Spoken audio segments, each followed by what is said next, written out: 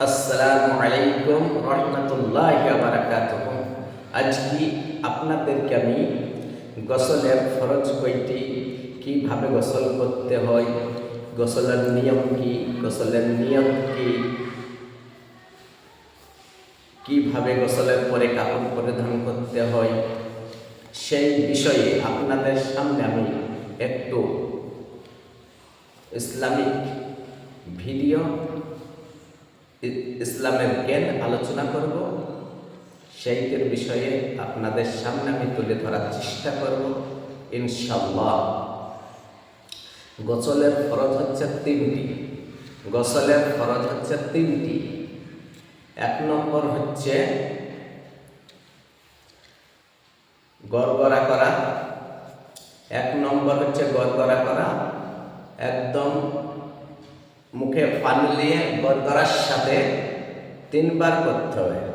গড়গড়া 3 বার করতে হবে। গড়গড়া 3 বার করতে হবে। 2 নম্বর হচ্ছে নাকের নরম মাংস দিয়ে পানি পৌঁছে দেওয়া। যখন আপনি নাকে 3 বার পানিটা পৌঁছাবেন নরম মাংস পর্যন্ত, আপনাকে নাকের 2 ছিদ্রতে ফুটোতে আঙুল ভরতে হবে, নাক পরিষ্কার করতে হবে। পরিষ্কার করার পরে আপনাকে ঝাল ঝাল লাগবে। ম্যাক্সিমাম 3 বার আপনাকে এই নাকে পানি দিতে হবে। 3 বার গড়গড়া করা, 3 বার নাকে পানি দেওয়া। আর 3 নম্বর হচ্ছে আপনাকে সমস্ত শরীরটা ধৌত করতে হবে, ধুয়ে ফেলতে হবে পরিষ্কার করে।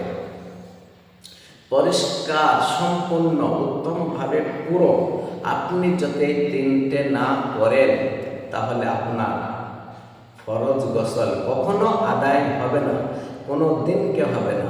আপনাকে গড়গড়া করতে হবে নাম্বার 1। নাম্বার 2, নাকের নরম মাংসতে পানি পৌঁছে দিতে হবে। আর সমস্ত শরীরটাকে কচলিয়ে ভালো করে ধৌত করতে হবে। তাহলে 3টি হয়েছে গোসলের ফরজ। তার সাথে সাথে আপনি যে কাপড়টা পরিধান করেন, করার পরে সে কাপড়টাকে আপনি কি করে পাক করবেন সেটারও নিয়ম আছে। আপনাকে ওই কাপড়টাকে 3 বার কচলিয়ে কচলিয়ে, প্রথম নাম্বার 1 কাপড়টাকে আপনাকে এইভাবে করে কচলাইতে হবে, কচলিয়ে পানিতে চুবড়াইতে হবে। চুবড়ানোর পরে চুবড়িয়ে আপনাকে ভালো করে টাইটের সঙ্গে শক্তভাবে কাপড়টাকে নিচড়াইতে হবে। নিচড়িয়ে পটাপট ঝাড়া মারতে হবে।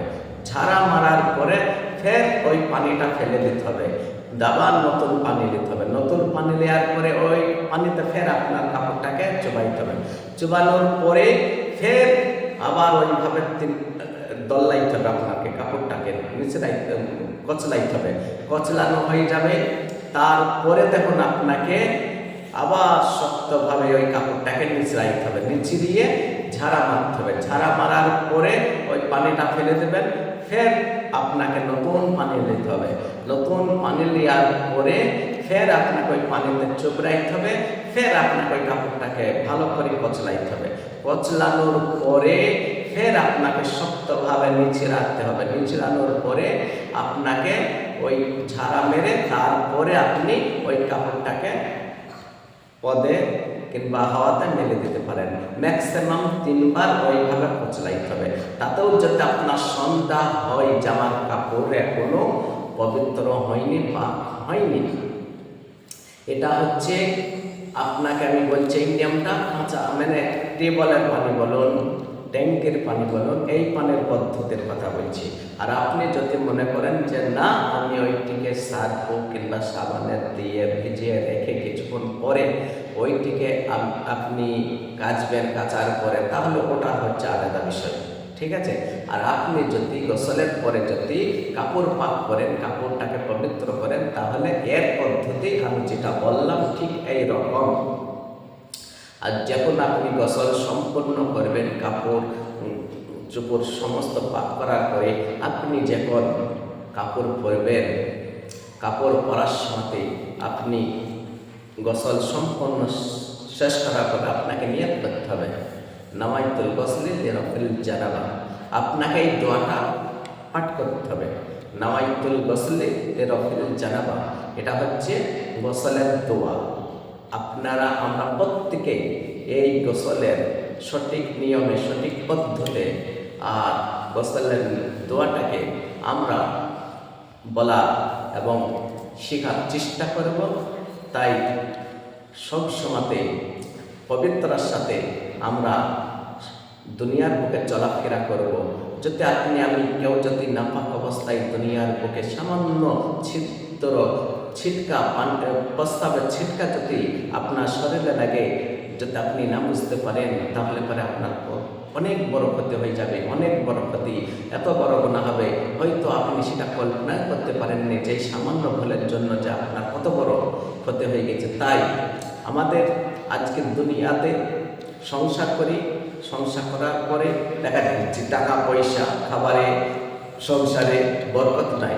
তার 1 নম্বর উদ্দেশ্য হচ্ছে আমরা যে পবিত্রার সাথে দুনিয়ার বুকে চলাফেরা করিনি, আমরা যে ফরজ গোসল আদায় করিনি, লজ্জা করে কিংবা যেভাবে লজ্জাটা বড় নয়, আল্লাহকে ভয় করে ফরজ গোসল করতে হবে।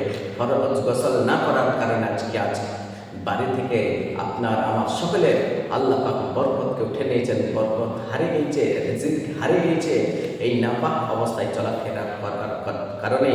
তাই প্রত্যেকটা আমি অনুরোধ করব, আপনারা প্রত্যেকেই ফরজ গোসলটাকে একদম উত্তমভাবে আল্লাহর প্রতি বিশ্বাস এবং ভালোবাসা করে ফরজ গোসলটা একটা বিশাল বড় ফজিলত, এটা বিশাল বড় আল্লাহর হুকুম।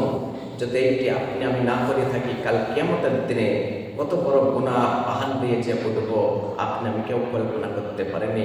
তাই আমরা প্রত্যেকেই ফরজ গোসল করার চেষ্টা করব। আসসালামু আলাইকুম রহমতুল্লাহি ওয়া বারাকাতুহু।